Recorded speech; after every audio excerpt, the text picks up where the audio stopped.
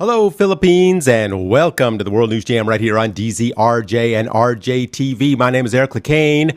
We are talking about some of the most interesting stories that happened in the world this week. And join with me, as always, is Sir Dan Kang. Sir Dan Kang in what looks to be a beautiful place there. Dan Kang, we always ask, where in the world is Dan Kang? Where is Dan Kang this week on the show? Dan, where are you? Today I am in the middle part of Korea, down at near the U.S. Army base in Asan Pyeongtaek, Camp Humphreys, U.S. military Army base. I guess that's a good place to be. Yeah, it's okay. It's not bad. I actually have a motorcycle contract over here, so I'm here frequently. Yeah. All right. Well, good place to be there. Now, I, on the other hand, am here in Manila with where are most of our listeners today. And in the Philippines, before we get started with the news, there is some very exciting stuff going on here in the Philippines. I guess Dan, I'm sure you do, that the new Barbie movie is coming out soon. And we are all very, very excited about this movie. Barbie and Ken have been cast out of Barbie Land, and they are on a journey of self-discovery. However, there's been a lot of controversy with this movie. The Philippines has been trying to decide whether to ban this movie from the Philippines or not.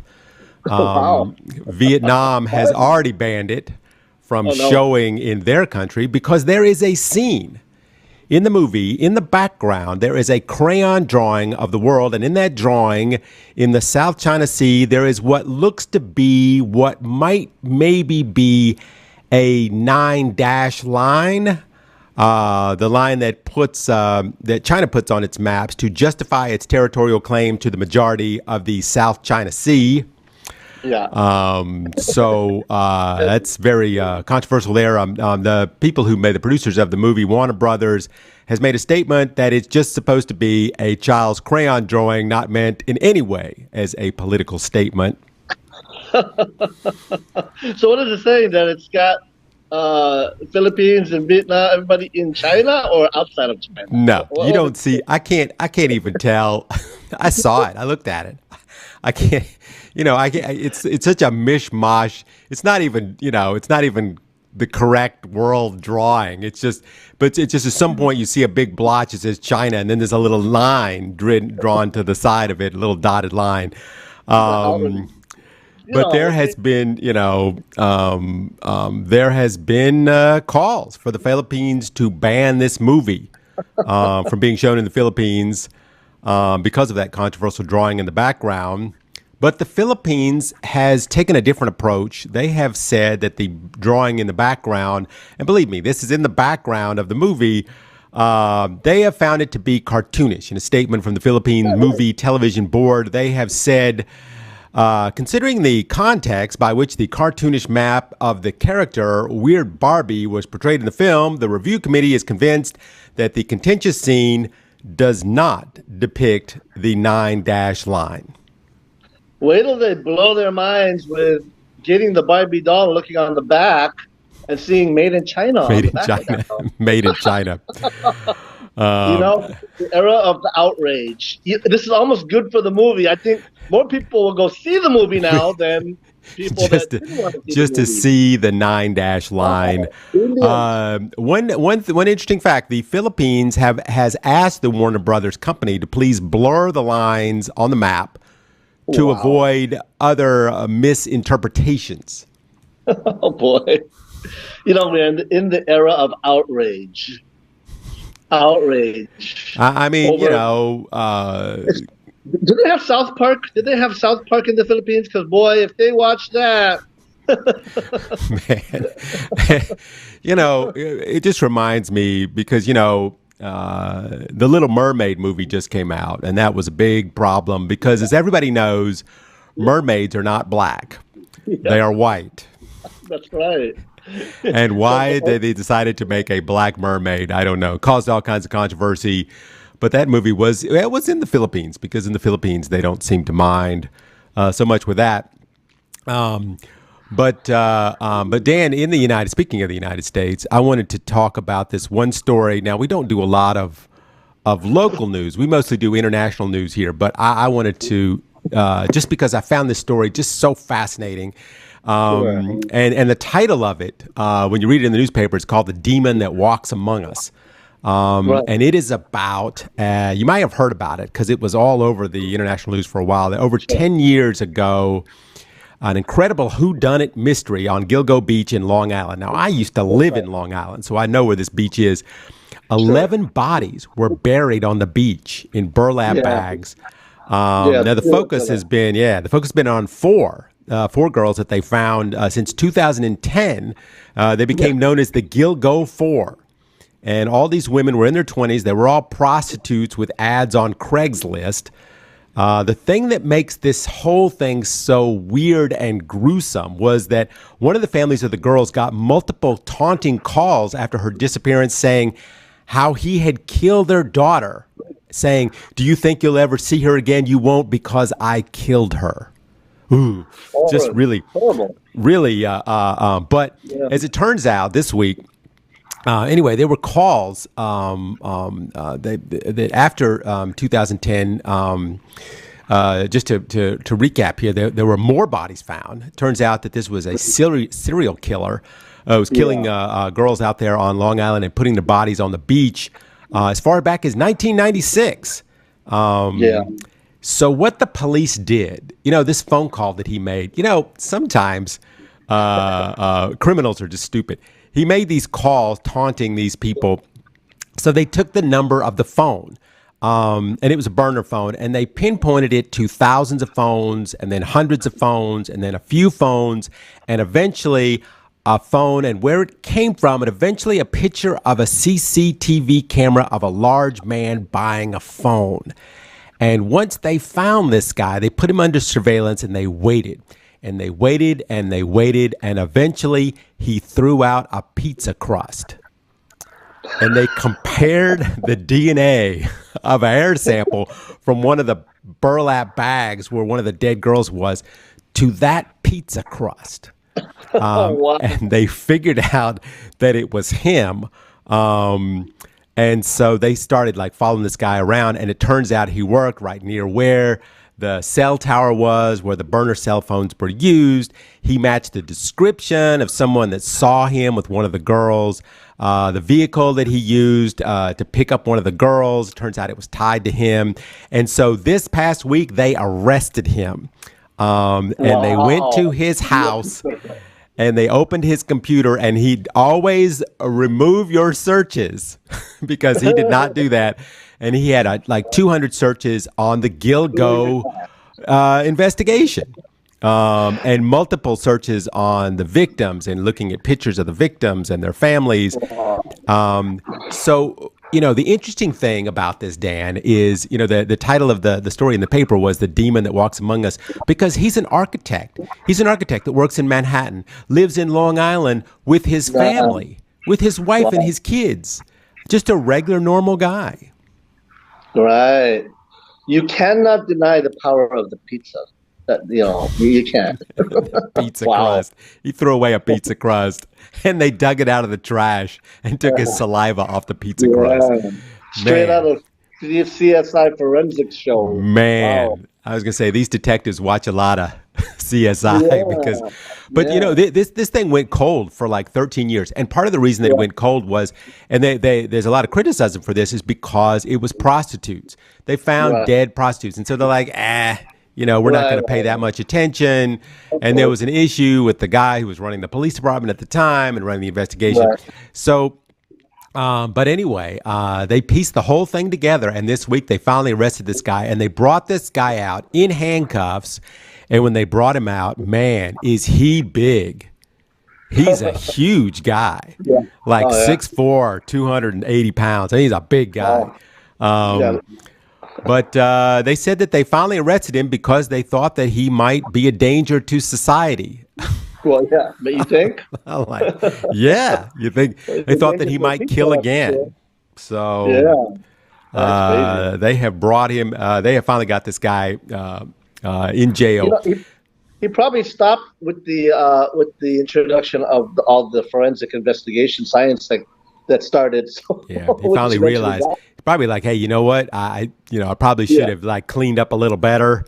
yeah, Um, yeah, yeah, it's interesting. That's true. Back in 2010, we probably did not, yeah, think yeah. Of about course, we didn't have that kind of. how We didn't even many, have it. they're going to get Yeah, DNA evidence off of my, sure. there might be a hair sample. They even found, because they were burlap bags, they even found like some of his wife's hair in it. Oh Now my she's God. not a suspect, but I mean, she had, Right, been using the bags and dropped a right, hair. You just don't know. right.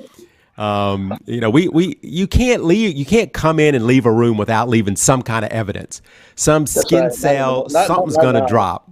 I mean, Some, even the oil on your fingers, skin, not anymore. I know. Our technology is so advanced now with that. So it's So all about the money, though. Yeah. I realize now that if I'm gonna murder somebody, I need to get me a full body suit with the gloves and the mask and the Dexter. Dexter. like that show Dexter. Um, but moving on from that, there's another problem going on around the world right now, especially in the United States. But this is in a different country. This is in Europe. Migrants coming into your Yeah. country. I mean, we have the same problem here in the Philippines. There's an issue in the Philippines about Sure. Chinese people coming in. But Right. there was an issue that came up in the news this week about a tragedy of so many migrants trying to get a better life. They have a That's right. horrible life in their country, and so they're trying to get to a different country to help their families, whatever. So there was a Sure. ship that was crossing the Mediterranean. Now these ships cross the Mediterranean all the time, trying to get to Europe. And this one was full of Pakistani migrants. They were on their way from Libya to Italy to maybe have a better life. There were 750 people on board, and the boat was designed for about 100 people. So if you can Sure. imagine that. And somewhere along the way, it capsized. The big question, of course, is how it capsized. They think it was after the authorities had shown up. And if the authorities had not done what they did, this boat might not have capsized, but that's neither here nor there. But of the 750 people that were on the boat, 104 people survived. Yeah. And there's a story that came out about this, about a young boy, a 14-year-old, whose family sent him on this boat. His father sold the house to pay the smugglers Yeah. to get him to Italy. The family was starving, and they sent their son to Italy to save the family. However, the son has not been heard from since the boat capsized. As father said, he was the Yeah. smartest kid in his class, and he made TikTok videos. And but Dan, it was $9,300 to smuggle this child to Italy. Yeah. And the smugglers told the father it was a big ship. Sure. Of course. And it turns out they jam them in there. They jam them in the top and the bottom and the very bottom. It's a 5-day journey. It's 5 days to get across the Yeah. Mediterranean. They run out of Sure. water. They run out of food. There's fights. I mean, it's just horrible. Trying to just make a better life for your family. Yeah, I mean, I remember during the Vietnam, after the Vietnam War, or during that as well, when the Vietnamese were taking. I mean, can you imagine a boat trip from Vietnam to the U.S.? Oh my goodness, yeah, that's like that's I months. remember That's those days. months. Cambodia, Vietnam, yeah, and I think there was a lot of outrage on of that, because that happens a lot, actually, a lot more than people know, and part of the outrage was when the submarine the the one that imploded, when that was such big news, and then these people are like, well, yeah. Meanwhile, the whole world is standing still over 5 million millionaires. Meanwhile, thousands of people are dying on boat capsized, I know. trying to escape the country. So there was a lot of outrage between those two in the press, and that's it's a really unfortunate. That happens a lot. It happens a lot. Yeah, a lot more than we think. This one made big news because so many people died. I mean, Yeah. 750 people on the boat. They only pulled 104 people out of the water. So this Yeah. made some big news. But in general, these boats are always trying to get across the Mediterranean, and they flip over or they don't show up. I mean, if we probably scoured the bottom of the Mediterranean, Um, and it's true. A lot of it has to do with it's not reported a lot because it's not billionaires on the boat, Nobody wants to see that. Yeah. It's the same criticism that they got in the previous story about the girls that were killed in Long Island. They're like, if those girls killed in Long Island were, from very rich families and whatever, this would have been a huge investigation. But they really weren't. They were just poor, prostitutes. So it kind of fell by the wayside, which is, an unfortunate thing. But what I find interesting, Dan, is, people around the world are trying to get to the United States. They're trying to get to Europe for a better life, to work and send money back to their homes because they're starving, which is something and I've read this multiple times. It doesn't even need to be. There really doesn't need to be starving people in the world. Yeah, actually, there's enough resources worldwide. There's just not enough unity. I know. There's just not enough unity. That's the issue. We need the space aliens to come down and take us over and set us straight and start feeding everybody. I wish they would have talked about this in Lithuania, because Lithuania this week, not that we're transitioning here, but there was a big meeting this week at Vilnius, am I saying that right? Vilnius, Lithuania. It was a big one. It was a big meeting. It was because at this meeting, they did exactly what Putin's war was supposed to prevent. It was the expansion of NATO. It was the big NATO meeting this week, and they did exactly what Putin has been fighting for them not to do. They expanded NATO, and now Finland is an official member of NATO. One of the largest bordering countries of Russia is now a member of the NATO alliance. That's right. Yeah. And Finland has always been a bit, in the middle. Finland never wanted to join NATO. They never wanted to join NATO.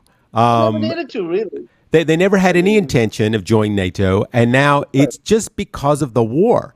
It's because of the war in Ukraine. That is the reason. And one of the big subjects in the big NATO meeting they had was the approval of Sweden in NATO. Another country never had any intentions ever. They want to always stay in the middle. They did not want to pick one side or the other. And now they want to join NATO. And of course, we were talking about this last week. The membership was being held up for a while with Turkey, who've been blocking them from entering NATO. And now Turkey's president, who has always been alluded as a friend of Putin, is now saying, okay, all right, I give up. Yeah, Sweden should be a member of NATO. Yeah. I'm like, oh, my goodness. So Sweden's going to join up now. Probably at the next meeting, Sweden will be a member. And, people have always, Ukraine was at this meeting, and they demanded, they want to be a member of NATO. They're like, we should be a member of NATO.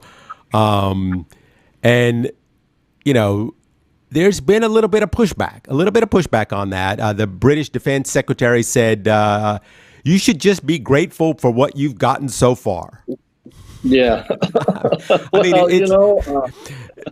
It's kind of true. I mean, everybody's, the United States, they've given Ukraine a lot of guns and a lot of bullets, and they're about to, and cluster bombs, and they're about to give them fighter jets. They're training their fighter jet pilots right now. Why can't you just be happy with that? Well, they are by proxy, they are by proxy, supported. So, what do you need? It's like, it's like a couple living together that want to get married. You are by proxy, already, you're living together, It's funny that you say that. The United States, they're like, you know what, Ukraine, we like you. We like you a lot.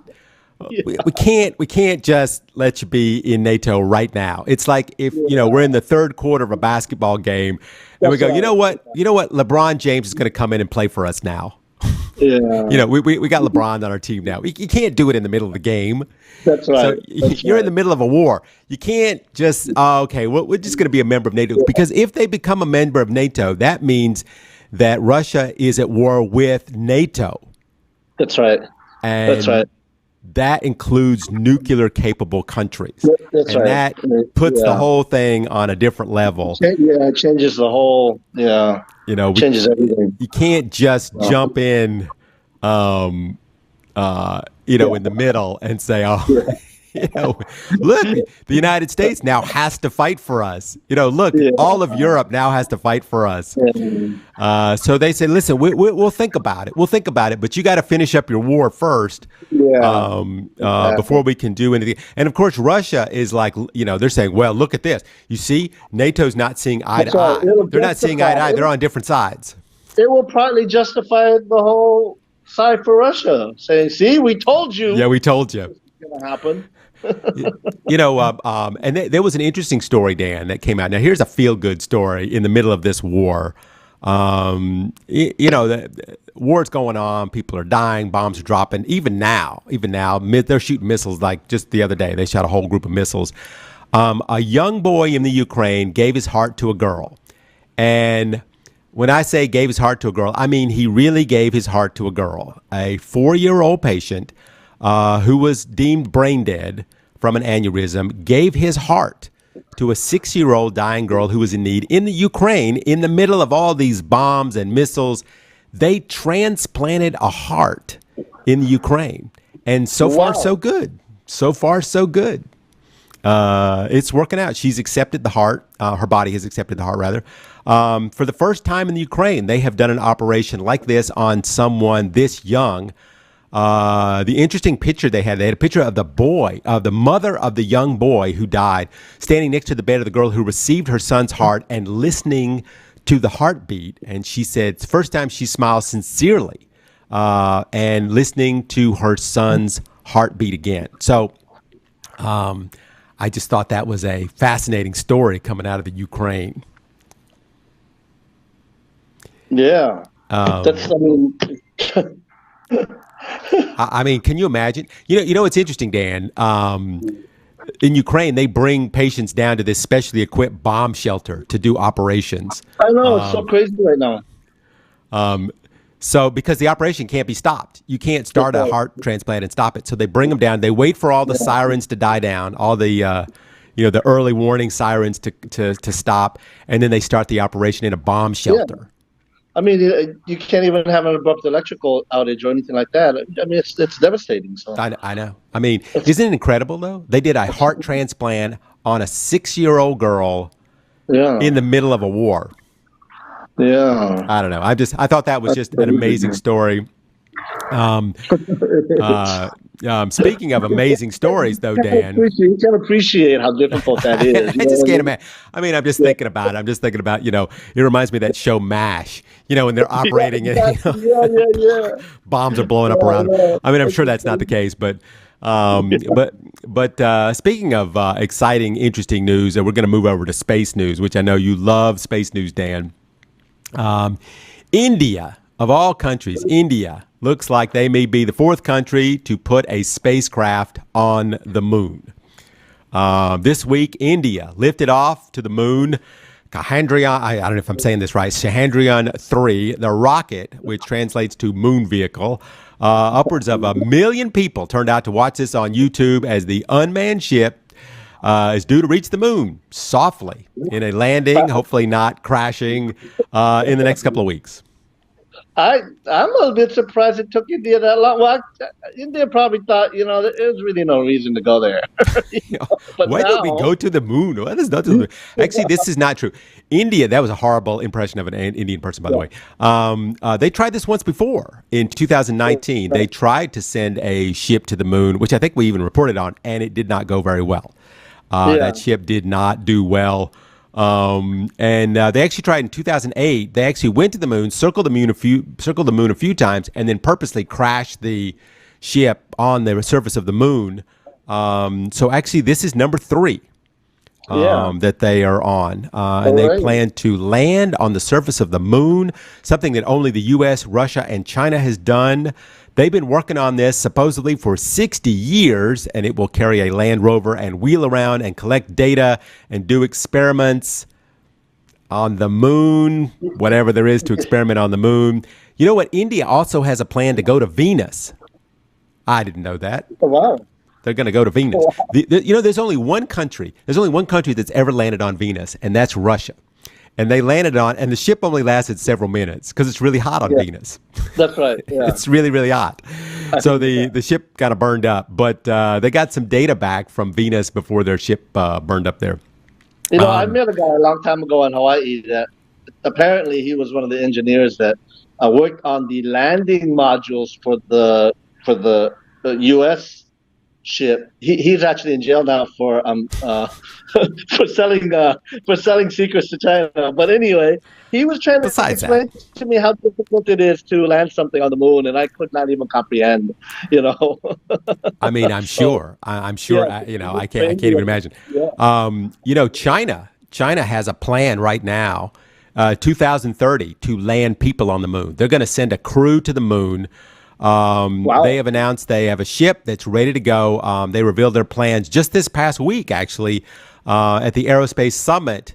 And you know where the Aerospace Summit was? Wuhan, which I think is kind of ironic in a way. No, don't go there.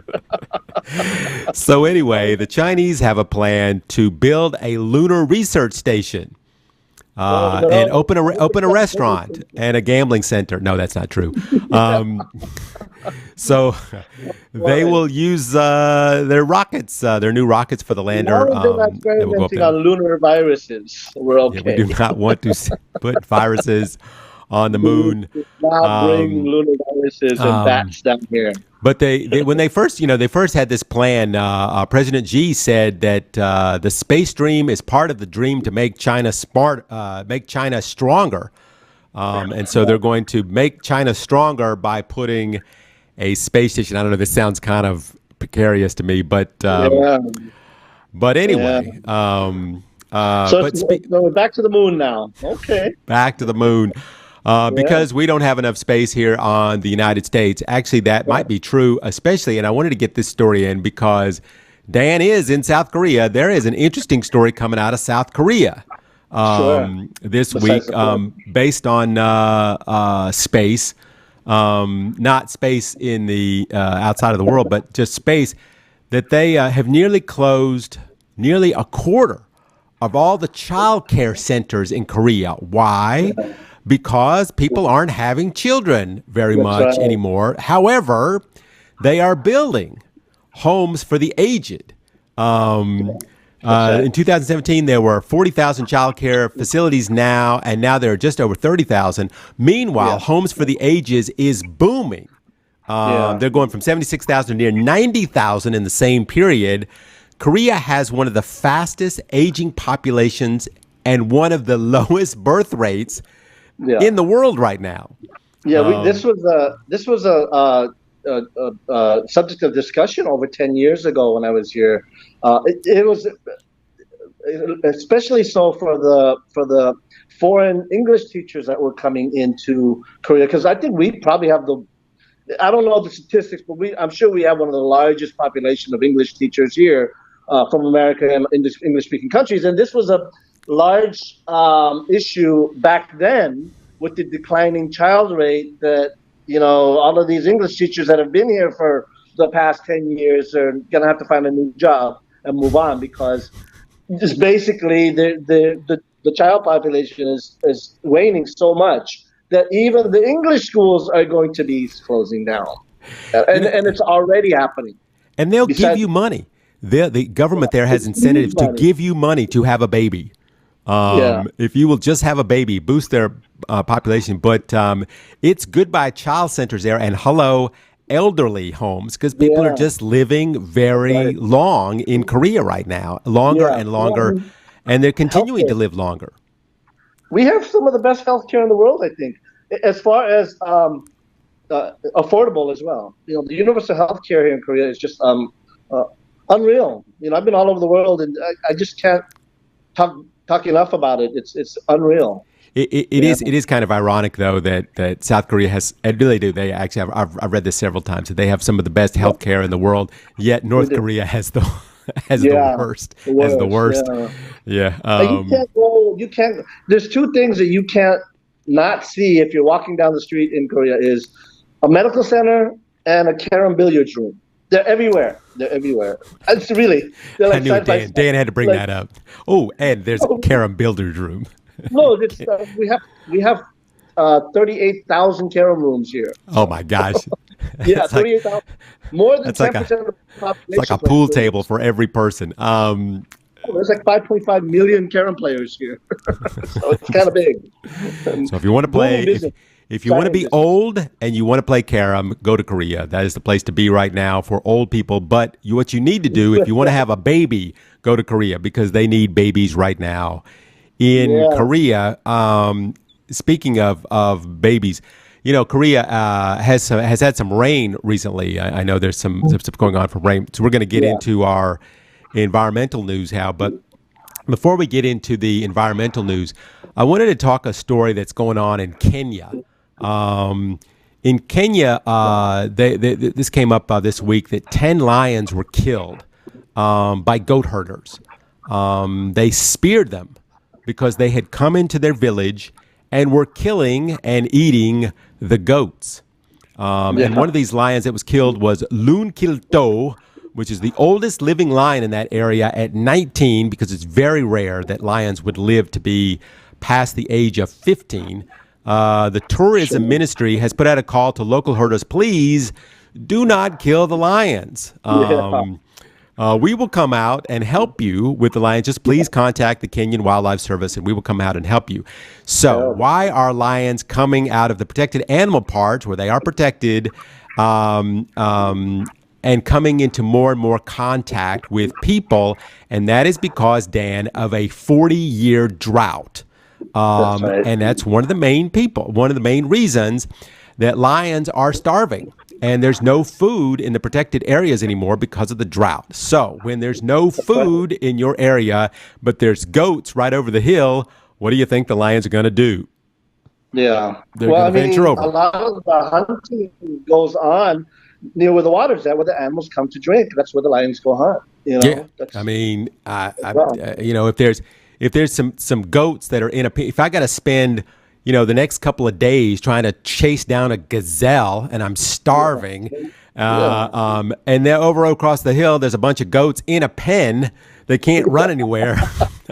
I'm gonna be having goat for dinner. Yeah. Why not? And then maybe along the Chasing way, I'll eat one of the herders that's throwing spears at me. But there's a problem right now. I mean, we've been talking about this for weeks, but Italy this week had a red alert warning for 16 cities due to the extreme heat. And a red alert indicates it's dangerous for the most healthy people. Yeah. Because it is just too hot. That means that the large tourist spots in Italy, they're going to be shut down. The ESA, which is the European Space Agency, says that Italy, Spain, France, Germany, and Poland are looking at major heat waves in the next few weeks. Yeah. That it's really slamming into Europe. Greece hit 40. They had to close down the Acropolis, one of the big tourist things here. The Czech Wow. Republic, where it never really gets that hot, hit 38 degrees, which is the highest that country's ever gotten. And the jet stream is bringing heavy rains to the UK. There's just it's just heat waves going everywhere. They're all over the Yeah. place. There's a lot of flooding there right now, isn't there, in the Philippines? Yeah. Well, I mean, is there flooding in the Philippines? I Yeah. mean, yeah, There's flooding here right now. all the time. Yeah. Yeah. It's funny. I went to the airport the other day down in Cebu, and we had to bypass a river, which was Yeah. also known as the SRP highway. Right. So yes, I mean, well, the Philippines has floods all the time. We're just Yeah. kind of used to it here, but a lot of Yeah. places are not. Yeah. There's so much because of the change in the jet stream. I mean, the UK has been slammed with rain. So Yeah. you're either getting rained on or you're having a drought. It's just the whole thing is screwed up. In Italy, they name their heat waves in Italy. The current one is called Serbius. after the three-headed monster from Dante's Inferno. And the upcoming one that they know that's going to happen is going to be called Charon, the ferryman who delivers your soul from the underworld in Greek mythology. Sirius is the gatekeeper of the entrance to hell. Of the underworld. Meanwhile, in America, a third of all Americans are under a heat advisory right now. Yeah. So a third of Americans. So that's 110 million people are under heat advisory. Korea supposedly is having massive flooding now because of torrential rains going on in Korea. Yeah, Changcheong district. There's a bit of urgency right now because a bunch of people are missing. A bunch of people, they found bodies. And oh my gosh! Yeah, which is kind of not really common here. I mean, to have death disaster and floods here is not that common. So this is not a big deal. Even though, in other countries that may be common, here it's a lot of people dying of floods and, being wiped out is not really that common here because, the infrastructure here is pretty well maintained. So that's a big deal right now. We're experiencing huge floods over here. I know. Enough for it to make it into the international news. If Korea is having floods to the point where they're in the international news. Yeah. It's interesting, Dan, in India right now, they're having a tomato crisis. Indian food is really based around, curry and tomatoes. That's one of the main ingredients. And because of these temperature changes and the incredible heavy rains, tomatoes are now up 400%. A kilo of tomatoes goes around for 27 rupees, which is about 15 to 20 pesos. And now it's 138 rupees, almost 100 pesos.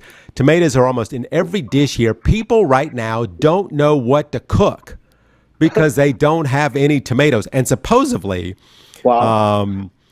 it's gotten violent. Even McDonald's doesn't have tomatoes. People going into McDonald's store, the McDonald's like, hey, we don't have tomatoes. But there is violence right now in the streets. People robbing stores for their tomatoes. Wow. Big money in tomatoes right now. Big money in tomatoes. If I had known, I would have stocked up on the tomatoes and moved to India because they are up 400% because of the weird temperature changes and things that are going on around the world. I mean, it's over here it's lettuce and cabbage. Cabbage. Yeah. And speaking of things that are in crisis right now, and this is one of those things that really annoys me, Dan, is Hollywood is in the middle of a crisis right now. Oh God, Hollywood crisis. I know. This is big news. A lot of comedy shows where I get my news from have been off the air for the last couple of months because of the writer's strike. And the reason I'm bringing this up is because two Filipinos asked me about this. So if you don't know much about this, if you watch American shows, you'll notice there haven't been American shows on lately. They're doing repeats now because there's a writer's strike. The writers union is going on strike. And why are they on strike? What else? Money. They want more money. The new formats for releasing shows on streaming networks have, left the writers out. And the writers are like, hey, what about us? We write these shows and now you're streaming them. And what about AI? These new AI programs that are able to write the show for you based on what we wrote. So the AI looks at previous shows and then they write another show based on us. So what's protecting us? But the interesting thing, Dan, I want to get your take on this. Before, the writers are not coming to work. It's all right. We're still in production. But now something this week happened and productions have shut down because now the actors are on strike. And I know what you're saying, Dan. Why are the actors on strike? Because Hollywood actors make so much money. They are, oh my God, money. But what's interesting is there's only a few actors in Hollywood that really make a lot of money. Yeah. Everybody else doesn't really make that much money. Yeah. So it's mostly about those actors. Those actors now that kind of walk around, maybe have a line or two or in a crowd scene. And those people, they want money because they're walking around and they're getting paid for a movie, and then that movie goes to streaming and they get nothing. Before actors could make a lot of money because they would get money, residuals, and then that money, that show would go into, they would start showing it, repeats of it on television, and they would get money every time there's a repeat on television. Sure. But streaming is not that. And now that Netflix has come out and all these other places, and they just stream it, nobody watches TV anymore. So, and here's the other problem, Dan. Here's the other problem. Now, let me add, what do you think of this?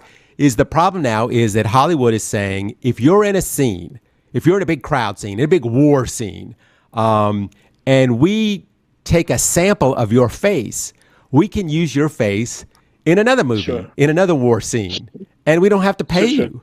And so the actors are like, wait. There's just so many variables here. Like, the AI has actually opened up a Pandora's box. First of all, and then this is all the ripple effects. I mean, it's all the way to the Starbucks guy that wants a 20% tip because I ground your coffee. I mean, like this is like everything's like went on a tangent, and it's on this huge trend. Everybody wants my piece, but with the writers, I think it's a little bit justified. And with streaming coming out, streaming. I mean, why is only one corporation or only a small group of people getting all the benefits of the streaming? I know. What about the guy that invented streaming? I mean, the thing is, and I understand where they're coming from because they're looking at it, and the places like the movie production places are like, oh, we're so poor, we're out of money. How do we can't pay everybody? Yeah. And they're like, why are you paying your CEOs $100 million a year? Right. Wait a minute, and we're only making you're making 20 cents per episode, and the thing that I think is really fascinating is the technology. Is like a writer can come in and write season 1, and then all the company has to do is to stick AI on season 1, and then AI writes the next 4 seasons for them.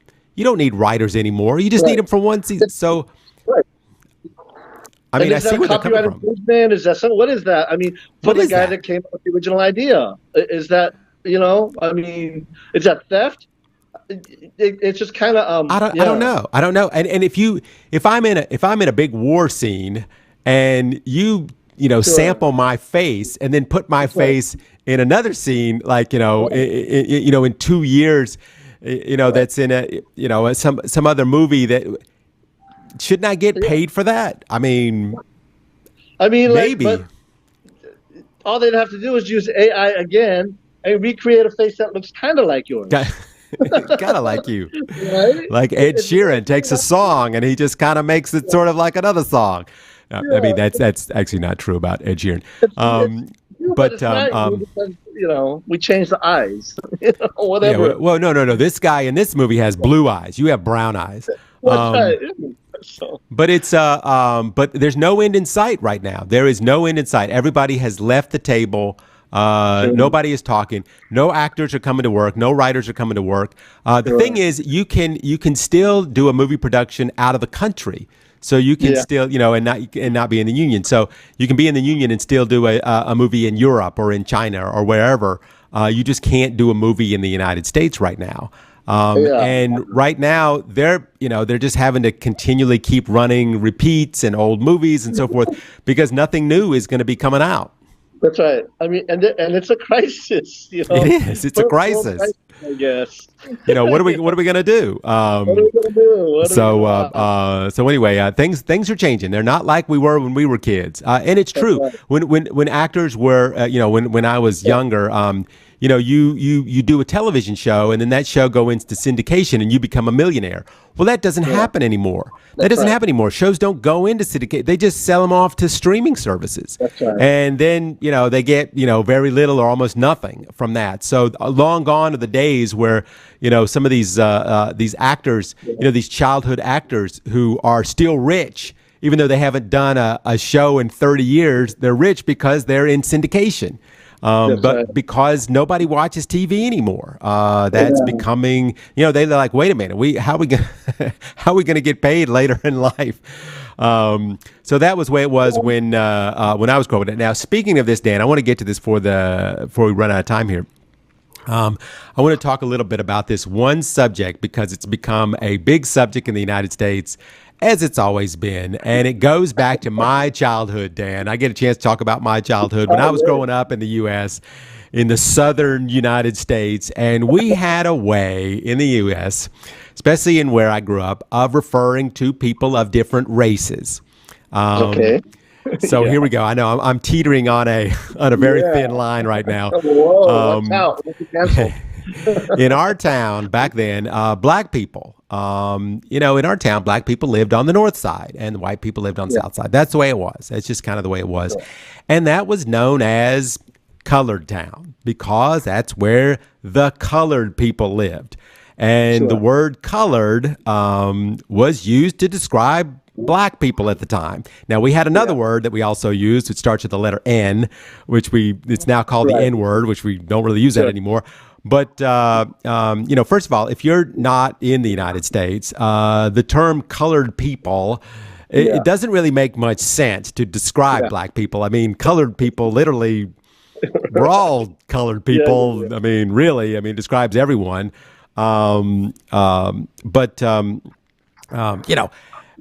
Honestly, black people, I find this funny. Black people are really not, most of them are really not black. They're really brown. And Asian people are really not yellow. They're really brown. Indian people from the United States are really not red. I mean, that's what the United States. People are not white. They're that's pink. what we did. White people really aren't white. In fact, most white people, they want to be brown. So, which I think is hilarious. White. But anyway, around the late, in the 70s, I would say the early 70s, the black community was like, hey, don't say the term colored people anymore. It sounds racist. And so people stopped using that term because it kind of sounds racist. It really does. But last week, a Republican from Congress who was on the House floor giving a speech, he let one slip out. And the Republican from Arizona was introducing an amendment that would make it so the military doesn't have to pick people of race, which was teetering on being racist anyway, when he said, this has nothing to do on whether colored people or black people can serve in the military. Now, first of all, colored people and black people are the same. Secondly, he said black people because he just realized that he stepped in his own poop, basically, by saying that. And third, when you slip up and say something like, well, colored people, that means that you probably use that term all the time. Sure. Because you still must be using it. So, what it brings to light and what this is a big news story about is that racism is just as big as it was back in the 50s and 60s. It's still going on in the United States.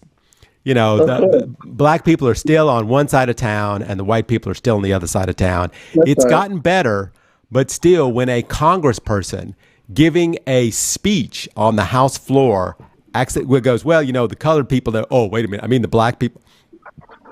That's the definition of institutionalized. Yes. It's institutionalized. Exactly. Exactly. Yeah. It's not going to change immediately, or even some of it's never going to change in some people. And that's individually, what can we say about that? We really thought because of all the, people getting canceled and so forth. And, if you say anything at all. But honestly, in the last, I'd say 6 years, the United States has really kind of almost taken a big step backwards. So I think, 6 years ago, if you had said colored people on the House floor in Congress, that would have been the end of you. But now it's like, he just slipped up. What do you mean he just slipped up? Really? Has it though? It's always been there. It just hasn't been, out mainstream. So it took a C-SPAN to catch it on television, and now it's all over television. It's gone backwards, or the exposure's gotten better. And what I find fascinating, Dan. I'd love to get your take on this. The Republicans, the reason that this even came up is they were doing a rule in the military to say that. The military, the military has certain standards that they have to go by. They have to, they can't just get white people to be soldiers. They have to get people of all races to be in all the different positions. There has to be certain lieutenants and captains and generals have to be black and Asian. And okay, I understand that. I mean, we need to have a diversified military. And this bill that they're proposing would take that away. Which is what they've recently, we're talking about this, taking this away from the schools. But what's interesting about this, it also leaves the fact that enlisted women, if you're in the Army and you get pregnant, you cannot file for a leave to go get an abortion. So if you're in the state of Texas, let's say, which now bans abortion because of the Supreme Court ruling, you can't leave your barracks or apply for leave to go get an abortion somewhere. You have to, the military will not grant you a leave to do that. That's part of what this bill has, which is, the Republicans are really using the military, it seems like, to get a lot of these, partisan issues, pushed into the military, which is what they're trying to say. Well, we're trying to make the military nonpartisan, but in doing so, that's right. So, aren't they just doing the opposite?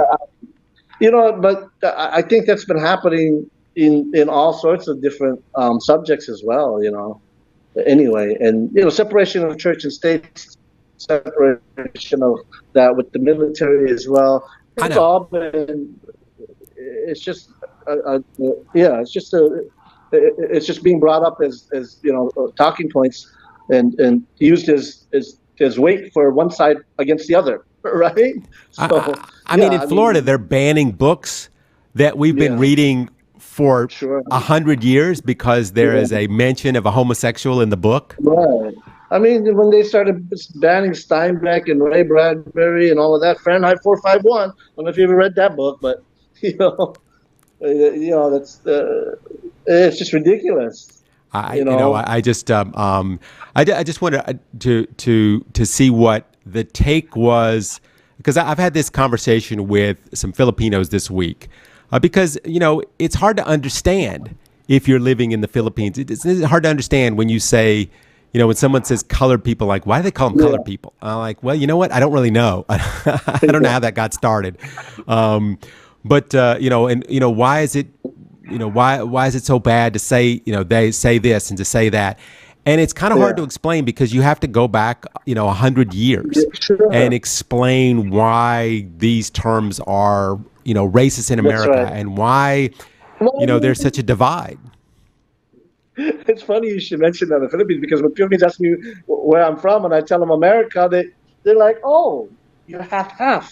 And I'm like, what does that mean? I'm American. I'm from America. They're like, oh, so you're half. I'm like, yeah, I know. Okay, it's so weird. I don't know what that means. Because we expect Americans to be white.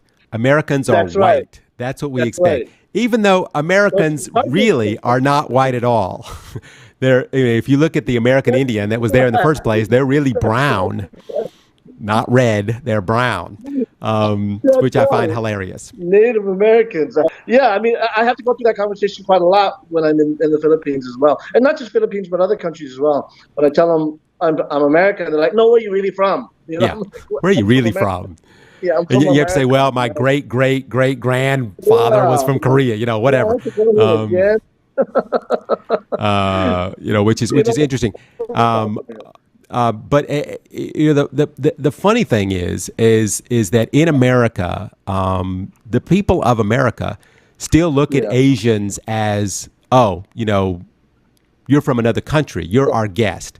It's like, no, my family's lived here for 70 years. Yeah, well, you're still our guest. Oh, the term I use a lot is, bro, I was American before you were born. I was American before you were born. But I have to throw in age there. It's like, well, I was American before you were born. Yeah. I mean, it's just it's just so funny that this is it's like I said, it's never ending. And it's all been stirred up again this week, and now the news is talking about it again. It's all coming back. The racism of the United States. Sure. So as the United States tries so hard to take 2 steps forward, it takes 4 steps back this week. Because there's no more creativity in the U.S. Congress. But speaking of taking a couple of steps back, Dan and I have taken some steps back out of the show because we are running out of time. But we've had a wonderful show, got through so many subjects this week. So for me, Eric Lecain, and Dan Kang here on the World News Jam on DZRJ and RJTV. Thank you so much for spending your Sunday evening with us. And Dan and I will be back again next week. So everybody, please be safe out there, and we will see you next week. The views and comments of the hosts and guests are not necessarily those of the station.